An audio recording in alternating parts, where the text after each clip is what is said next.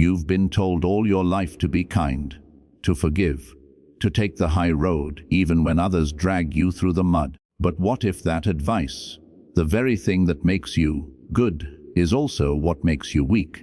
Because the truth is simple: in a world ruled by power, kindness without strength is not virtue. It's self-destruction dressed as morality. The world does not reward purity. It rewards balance, the rare fusion of compassion and ruthlessness. Those who master that balance do not need to beg for respect. They command it. Section 1. The battlefield of emotion. Every human interaction is an emotional negotiation.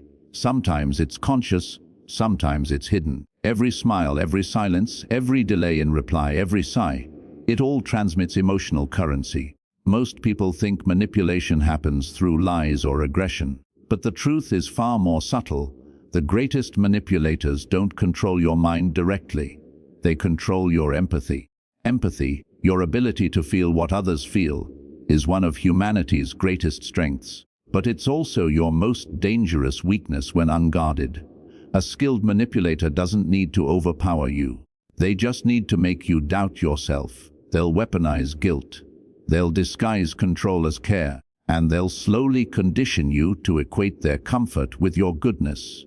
You start apologizing for things you didn't do. You start defending people who destroy your peace. You call it compassion, but it's actually self-erasure. That's the first rule of emotional warfare. The kindest souls make the easiest targets. Section 2. The psychology of manipulative empathy. To understand manipulation, you must first understand its psychology. Most manipulators aren't born evil. They simply learned, often early, that emotions control outcomes better than logic ever could. They studied people's needs for love, validation, and peace, and learned to feed them just enough to stay in control. Here's how it works. They identify your emotional triggers: guilt, fear, rejection. They wrap those triggers in affection. Then they alternate between validation and withdrawal, a cycle that trains your nervous system to crave their approval. This is called intermittent reinforcement, the same technique used in gambling machines and addiction psychology. When kindness is rewarded unpredictably, your brain releases more dopamine than when it's consistent. That's why you keep forgiving, keep giving, keep hoping, even when every part of you knows something's wrong. The manipulator knows this. They don't have to chain you. They just have to confuse you. And when confusion meets empathy, loyalty is born. Not the healthy kind, but the kind that destroys you slowly while convincing you it's love. Section 3. The hidden laws of emotional control. There are 3 laws that govern emotional warfare. Law 1. The law of projection. Manipulators accuse you of what they secretly are. If they lie, they'll call you dishonest. If they manipulate, they'll call you controlling. This keeps you defensive and drains your energy into explanation, not observation. He who defends too much forgets to see the truth. The cure: stop defending. Let accusations hang in silence. Silence terrifies manipulators because it leaves them without control of the narrative. Law 2.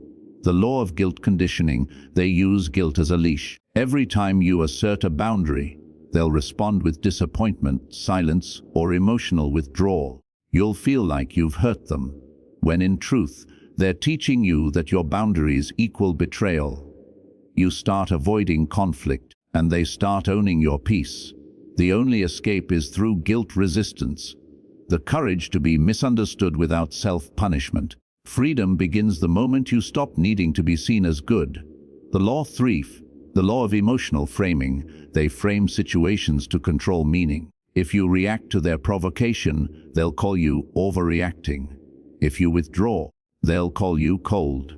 Every move you make is recast as a flaw, until you begin to see yourself through their lens. That's the ultimate trap of emotional warfare, when your identity begins to depend on the enemy's approval.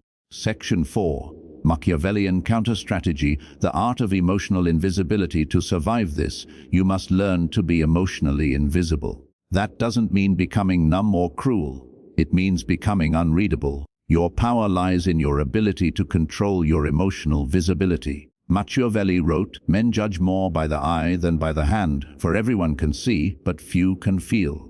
Never reveal what moves you. Never reveal what breaks you. Let your emotions serve as tools, not weapons against yourself. When you learn to observe before reacting, you turn manipulation into data. You start noticing patterns, tone changes, subtle guilt traps, manufactured crises. You realize that empathy can be selective, reserved for the deserving, not distributed to the destructive. This is ruthless empathy, compassion with discipline. It's the art of caring without surrendering. Section 5. Turning the weapon around. The powerful don't reject emotion, they redirect it. Here's how to reverse emotional warfare into psychological dominance. Detach from emotional hooks.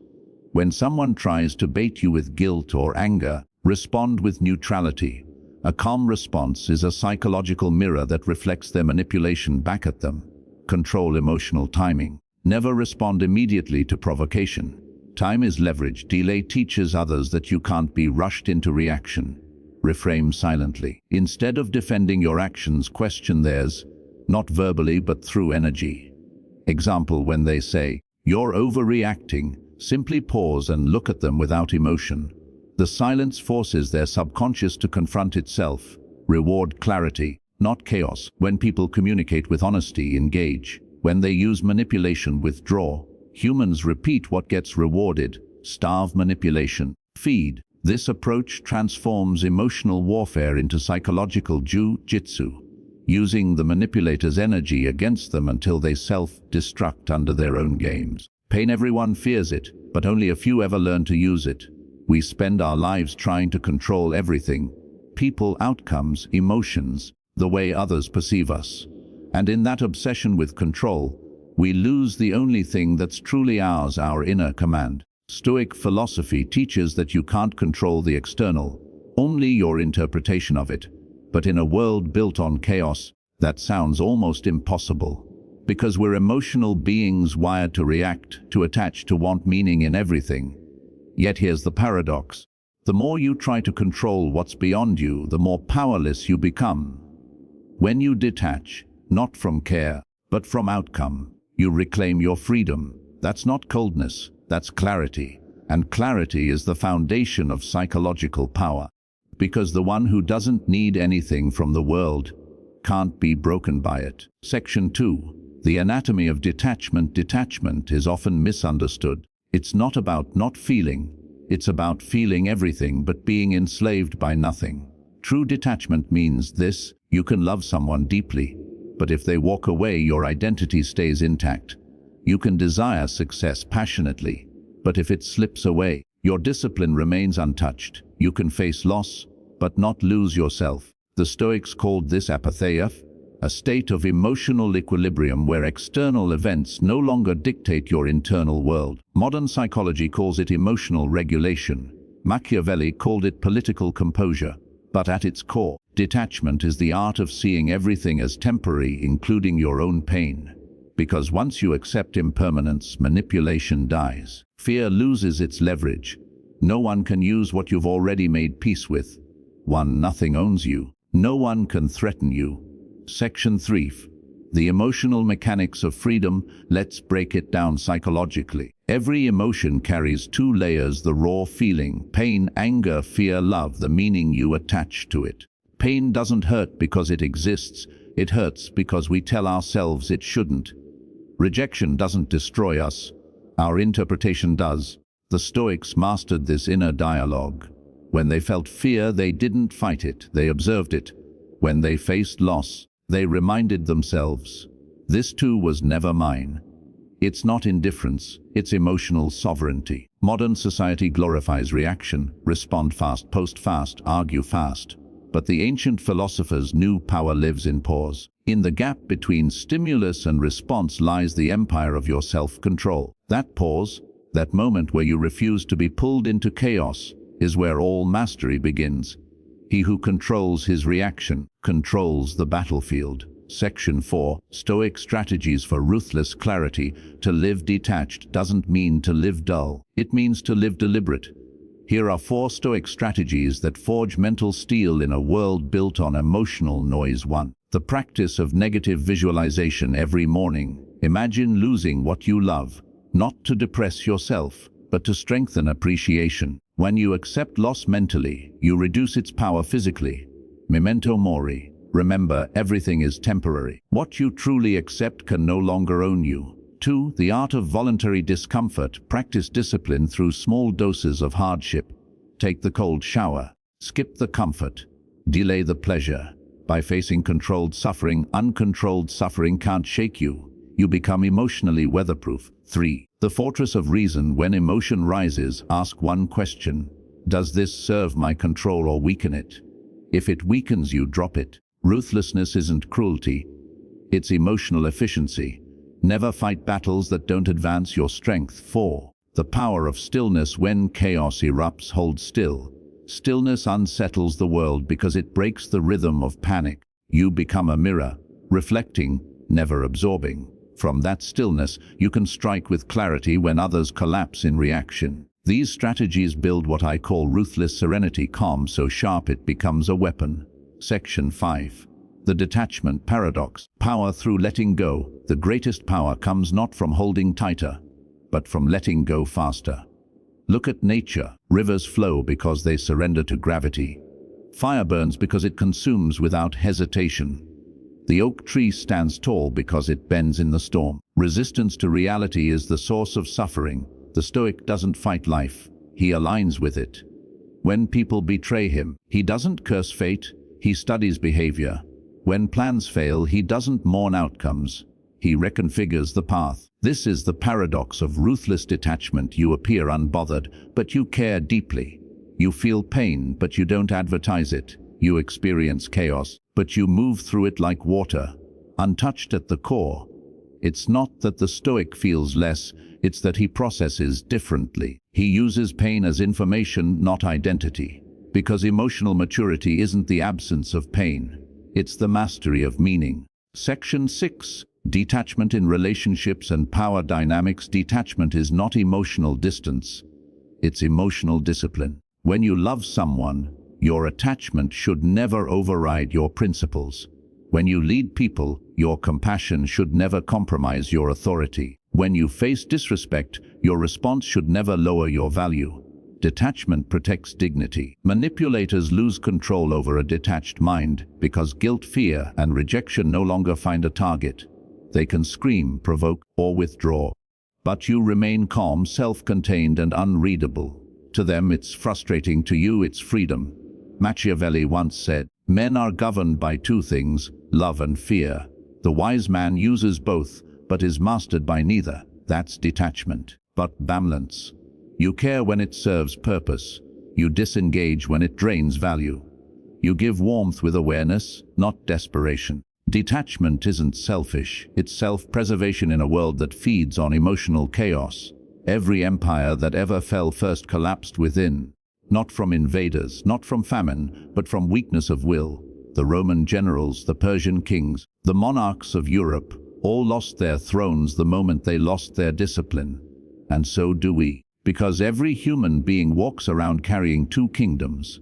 One external, made of work, wealth, reputation, and relationships, and one internal, the invisible empire of thought, emotion, and choice. The outer kingdom is fragile, ruled by luck and time. The inner kingdom, however, is eternal, ruled only by you. But most people live like peasants in their own mind. They obey their fears, they serve their impulses, they kneel before their comfort. The shadow crown is not about ruling others, it's about ruling yourself so completely that no external power can dethrone your peace. That's not arrogance, that's sovereignty. Because the man who conquers himself cannot be conquered by the world. Section 2. The dual nature of power. Power has two faces. The light, reason, leadership, vision. The shadow, control, dominance, both exist within you. To deny your shadow is to give it control in the dark. To integrate it is to turn it into strength. Carl Jung once wrote, "Until you make the unconscious conscious, it will direct your life, and you will call it fate." That's what the shadow crown represents.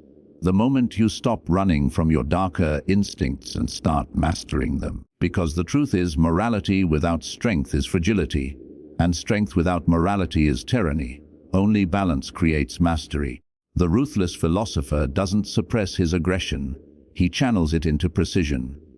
He doesn't kill his ego, he disciplines it into service. He doesn't erase his ambition, he refines it into contribution. You don't need to be harmless. You need to be controlled danger, because only a dangerous man who chooses restraint truly understands peace. Section 3. The architecture of self-mastery. To rule yourself, you must understand yourself like a strategist studies the battlefield. There are 4 pillars to internal sovereignty. 1. Mind, the throne of awareness. Your thoughts are your advisors. Some lie, some guide. Learn to listen without obeying. Meditation, journaling. These are not hobbies, they're intelligence briefings. Every morning you must ask, who commands today, my fear or my focus? 2. Body, the fortress of endurance. A weak body weakens the will. Stoics trained in cold hunger and fatigue to remind themselves, comfort is the enemy of command. You don't build discipline in motivation, you build it in motion.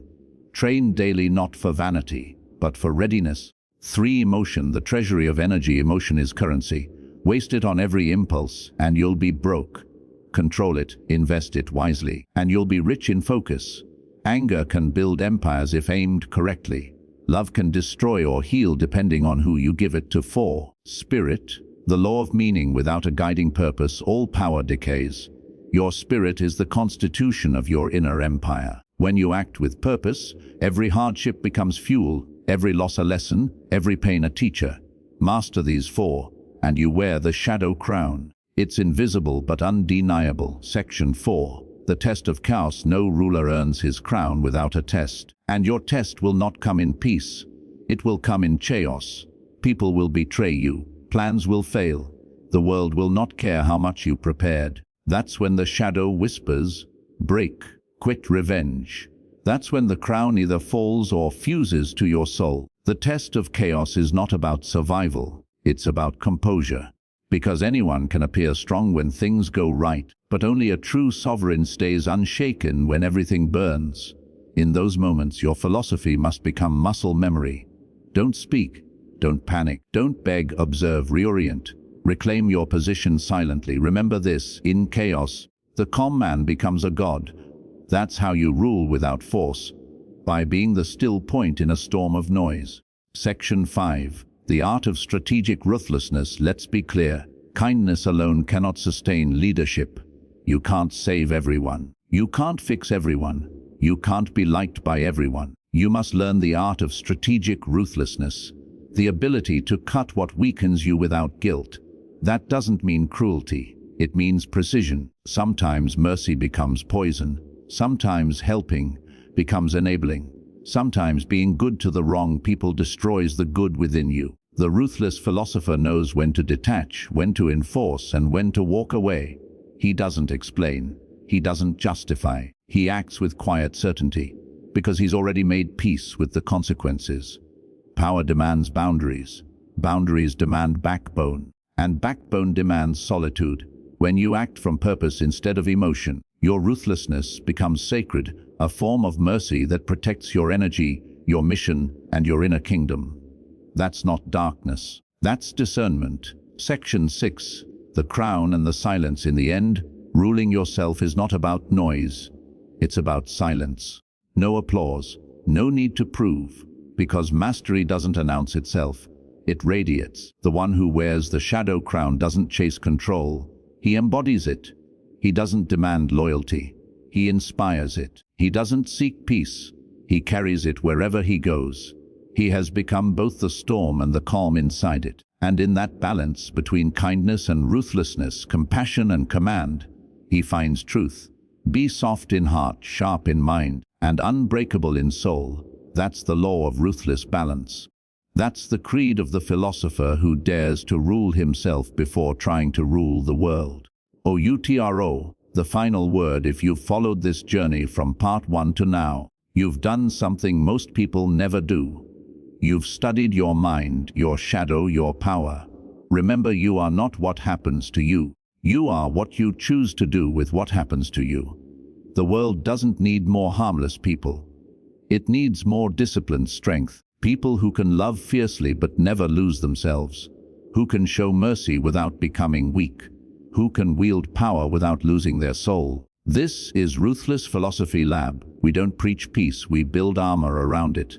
If this message resonates, don't just watch, embody it. Speak less, train more, observe deeper. And when the world tests you, remember this: a crown made of shadow still shines, but only to those who've walked through darkness and didn't forget their light. End of series. The Law of Ruthless Balance. Would you like me to now create a cinematic narration versi?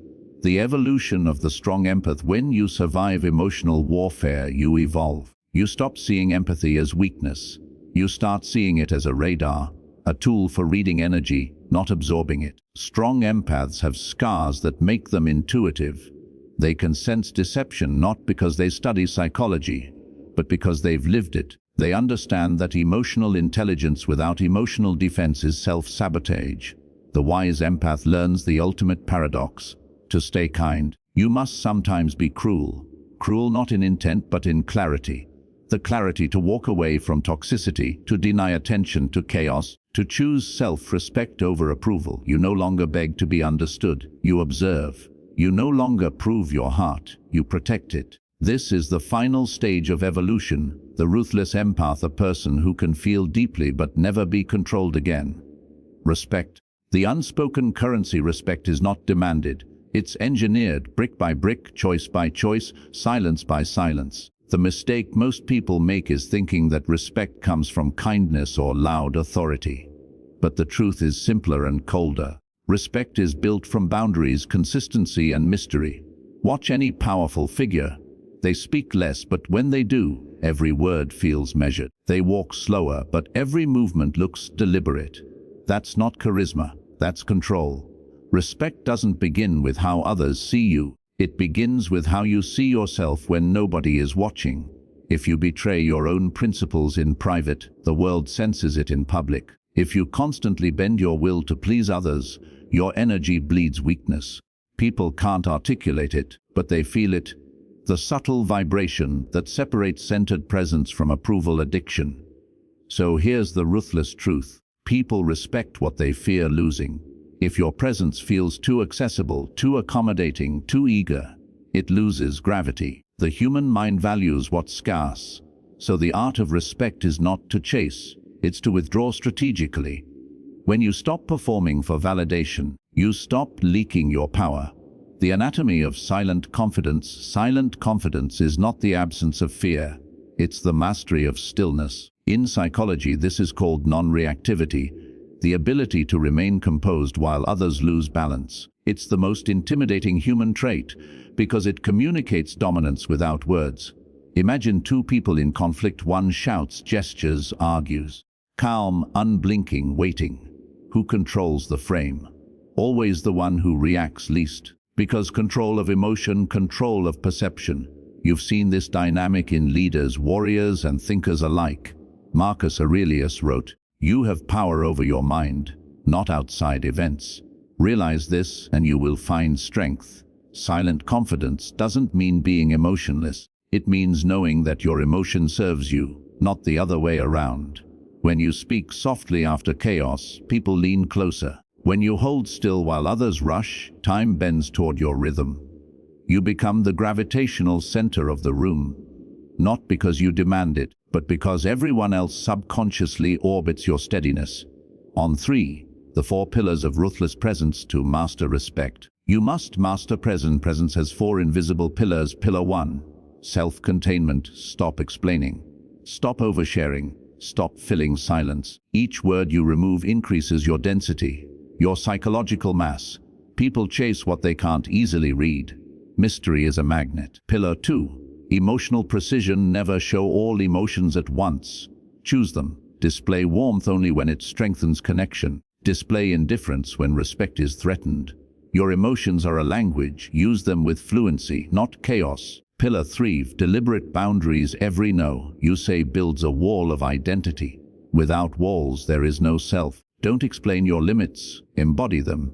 When someone crosses them, don't lecture. Withdraw. Absence teaches faster than arguments. Pillar 4, energy economy. The powerful treat attention like currency. They invest it where there's return. purpose, vision, growth, and starve what drains them. Most people waste their energy trying to be understood. The wise preserve energy to understand themselves. Together, these four pillars form what I call ruthless presence: calm, grounded, unshakable. The kind of energy that commands silence when you enter, not because of fear but reverence. The social mechanics of dominance. Let's dissect how social dominance actually works. Humans are tribal. Every group unconsciously organizes into hierarchies, whether it's a classroom, workplace, or family. And hierarchies don't always reward goodness, they reward certainty. Certainty looks like this: you speak with rhythm, not rush. You make eye contact, not eye movements. You occupy space, physically and psychologically, without apology. You don't need to dominate others, you only need to project clarity of role. When people sense you know where you stand, they instinctively adjust around you. Here's the paradox. Most people want to be respected but fear discomfort. Yet respect is discomfort, the kind that forces others to calibrate to your boundaries. You can't be respected by everyone. You can only be respected by those who value integrity more than convenience. So every time you lose someone by enforcing your worth, you're not losing, you're refining your circle. The alchemy of detachment. Detachment isn't coldness, it's sovereignty. It's what turns emotional chaos into control. It's the art of being deeply aware but lightly attached, when you can walk away from any situation, friendship, job, relationship, without collapsing. The world becomes negotiable. You stop begging for value and start choosing where to invest it. People feel it when you're willing to walk away. That's why detachment radiates respect more than any display of confidence ever could. Stoic philosophers called this apatheia, not apathy but mastery of desire. You still feel, you just no longer drown. When you stop needing outcomes, you move like water, shaping, adapting, unstoppable. The weak resist life, the powerful redirect it. Remember, the man who cannot walk away owns nothing. The man who can owns everything. The mirror effect. The ultimate form of respect is not what others give you, it's what you reflect back. When you carry yourself with quiet authority, others see themselves differently around you. They become more careful with words, more conscious of behavior. You trigger self-awareness simply by existing in integrity. That's the mirror effect. You don't change people by preaching, you change them by presence. Your calm becomes contagious. Your boundaries become instruction. Your energy becomes law. It's how powerful individuals shape entire cultures without raising their voices. So before you try to gain followers, gain resonance. Before you demand loyalty, embody stability. Before you seek validation, command respect silently. This is the law of ruthless balance, the hidden code that separates those who get used from those who rule their own fate. And if you ignore it, your kindness will be the weapon that others use to destroy you. Welcome to Ruthless Philosophy Lab, where we dissect the hidden mechanics of human psychology, strategy, and power through the cold logic of philosophy. Here, we don't preach moral perfection. We study the architecture of human nature as it is, not as we wish it to be. Today's lesson begins with a paradox that has quietly broken millions of lives. When you are kind without strength, you become prey to those who confuse kindness for weakness. History, psychology, and philosophy all agree, survival does not belong to the most moral, but to the most adaptable. Machiavelli warned that to survive among the wolves, a man must learn to act both the lion and the fox, strong enough to defend himself and cunning enough to see danger before it strikes. Yet modern society has inverted this law. We glorify blind empathy, unconditional forgiveness, and self-sacrifice. We tell people that being nice is enough, that good intentions will somehow protect them. But let's be brutally honest, good intentions mean nothing in a world driven by power. The kind man who never learns to defend his boundaries will spend his life wondering why people take from him so easily. The forgiving woman who tolerates cruelty will wonder why cruelty never leaves her. This is not a lesson in cruelty, it's a lesson in balance. Power without kindness is tyranny, but kindness without power is slavery. The truth lies between the two, the ruthless balance where goodness is a choice, not an obligation. Every civilization begins by teaching its children that goodness is the highest virtue. Stories of saints, heroes, and martyrs fill the early imagination, tales where kindness conquers evil and love redeems the cruel. But step into adulthood, and you learn something unsettling. Real life does not follow the scripts of fairy tales. The honest man loses his promotion to the manipulator who flatters the boss. The loyal friend gets betrayed by the one who did what they had to do. The kind-hearted woman finds herself drained by those who see her gentleness as a chance to exploit. Goodness, when stripped of awareness, becomes bait. Because to be purely good is to be predictable, and the predictable can always be controlled. Machiavelli understood this centuries ago. In The Prince he wrote, "A man who wishes to act entirely up to his professions of virtue soon meets with what destroys him among so much that is evil." He wasn't glorifying evil. He was warning against naive goodness. The world is not run by demons or saints. It's run by strategists, those who can balance mercy with calculation, emotion with reason, and compassion with control. To live without that balance is to live half-blind. Because the same people who praise your kindness will disappear when you need their strength. The same crowd that calls you selfless will mock you as weak once you can no longer serve them.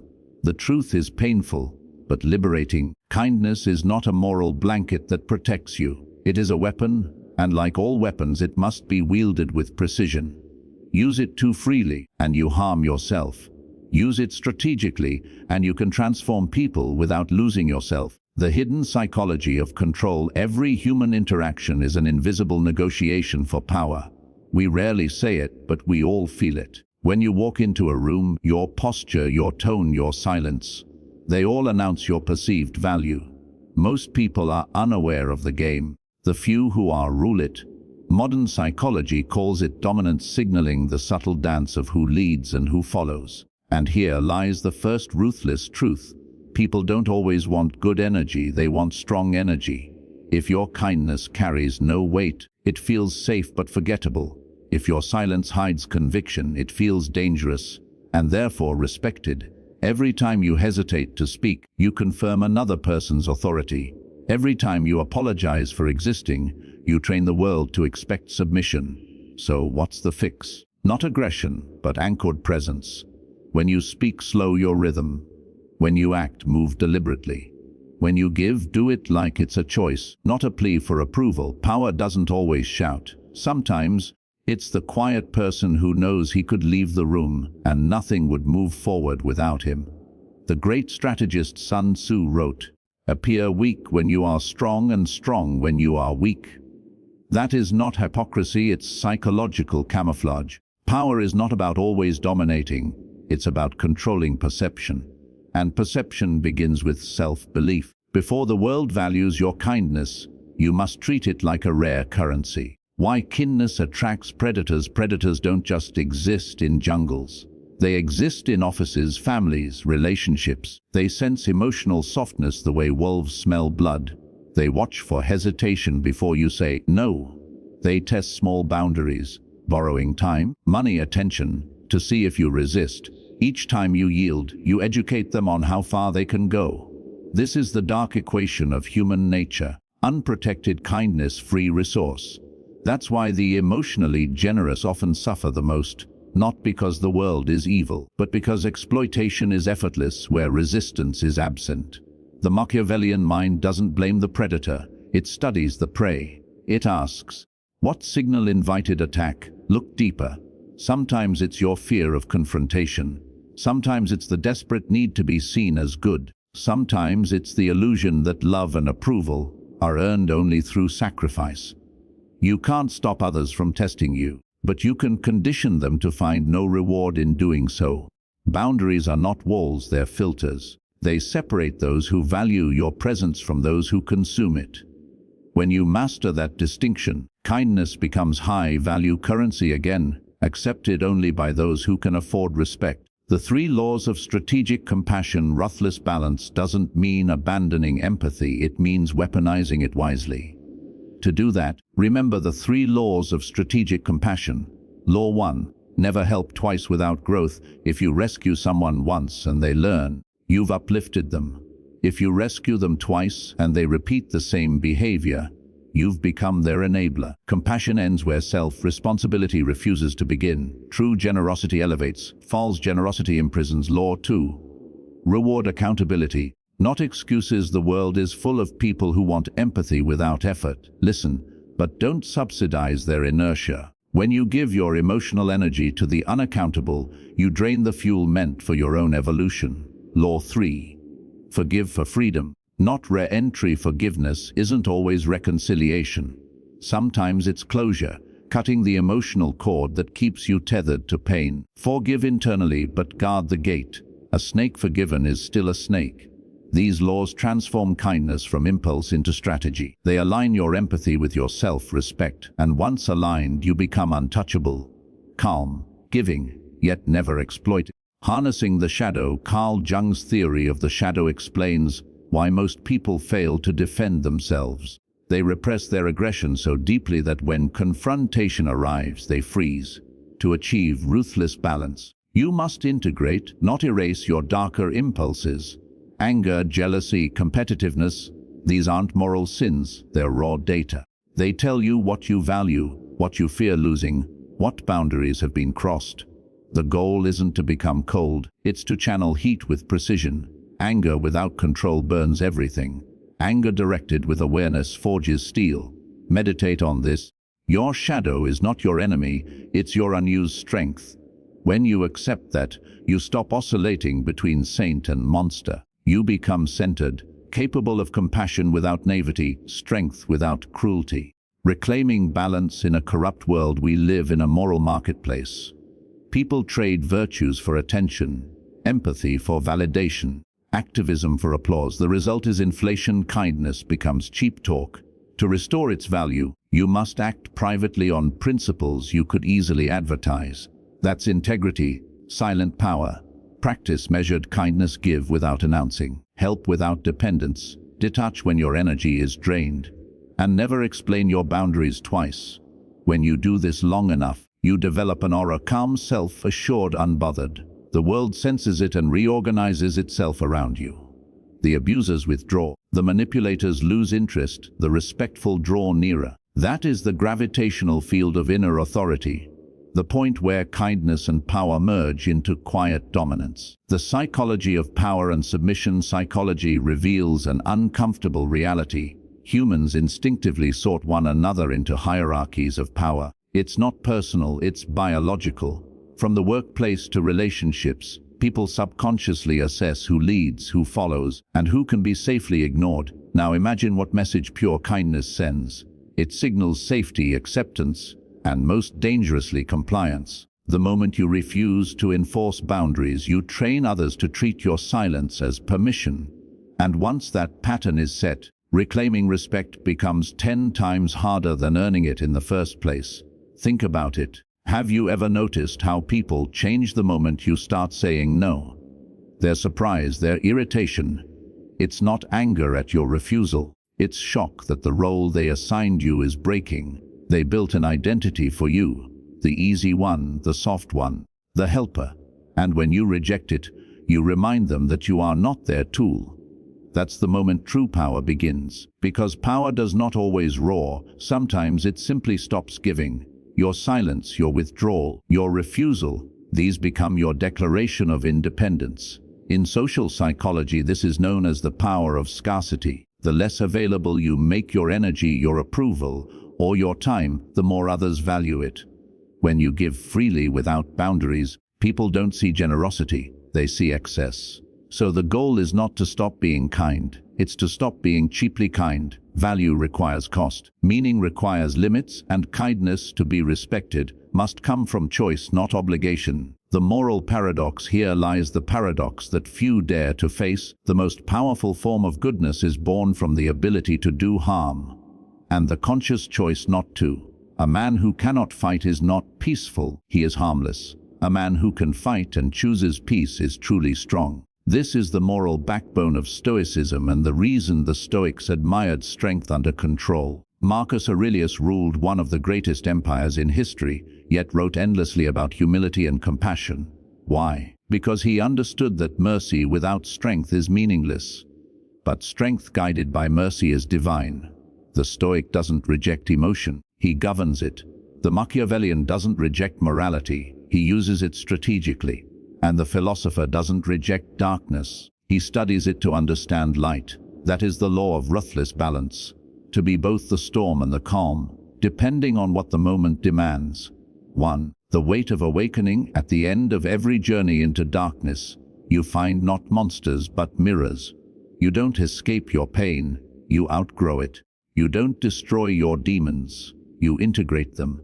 You don't conquer the world, you conquer the weakness that once bowed to it. This is what the path of ruthless philosophy truly means. It's not a call to cruelty. It's the courage to face the full truth of what you are: strength and vulnerability, rage and compassion, chaos and order. Because when you accept the totality of your nature, no one can use it against you. That's the silent freedom Machiavelli hinted at, the peace Nietzsche died seeking, and the self-command Marcus Aurelius wrote of in the cold light of his empire's end. The man who rules himself. There is a level of peace that only comes after war with yourself, after you've seen every side of your nature, the jealous, the fearful, the ambitious, the cruel, and chosen to rise above them. That's the man the world cannot control. That's the woman no betrayal can break, because they've already faced the worst within and found their calm inside the chaos. Power doesn't always roar. Sometimes it whispers, "I remain." This is where your kindness becomes weaponized wisdom. This is where your discipline becomes divinity. And this is where you finally understand the only throne that matters is the one built inside your own mind. 3. The law of ruthless balance. Keenness without power destroys you. Power without kindness corrupts you. Balance, ruthless yet compassionate, frees you. Every decision you make must serve this law. Be firm when needed, gentle when earned, detach when necessary, love when safe. The ruthless philosopher is not heartless. He simply guards his heart with strategy. He understands that empathy must be protected by strength, or it becomes a weapon against itself. That is the middle path of the warrior sage, the synthesis of control and compassion. Not good, not evil, aligned for the final test. Sooner or later, life will test every principle you've learned here. Your patience will be stretched, your loyalty questioned, your boundaries crossed. And that's when you must remember this. You don't become unbreakable by avoiding pain. You become unbreakable by learning to stand still inside it. When your mind screams to react, stay calm. When your heart aches to prove, stay silent. When your enemies expect collapse, smile. Because the moment you remain composed under chaos, you've already won the war no one saw. That's the essence of ruthless balance. The quiet crown that never falls, no matter how many storms come. 5. The crown of shadows. There's a crown waiting for you, forged not of gold, but of moments when you refuse to break. It's made of patience, control, and clarity. You wear it when you choose restraint over rage, discipline over distraction, and silence over noise. You don't announce it. You don't flaunt it. It simply becomes part of your aura, an invisible authority that others feel before you speak. You are no longer just reacting to life. You are designing it. You are no longer asking for respect. You command it without a word. Because those who rule themselves emit a power the world instinctively bows to. That's the shadow crown. And if you've made it here, you've earned it. The creed of the ruthless philosopher: be gentle, but never weak. Be firm, but never cruel. Be silent, but never submissive. This is your creed now, the creed of the ruthless philosopher, the one who moves through the world untouched by manipulation, unmoved by chaos, unbroken by rejection. Because you've learned the greatest secret of all power isn't about control. It's about command of self. And once you have that, everything else bends naturally around you. This is Ruthless Philosophy Lab, where we don't just study the mind, we reprogram it for power, discipline, and depth. If this message reached you, you already know what to do. Subscribe. Not for me, but for the version of you that refuses to stay weak. And remember, the crown made of shadow still shines, but only in those who have the courage to face their own darkness.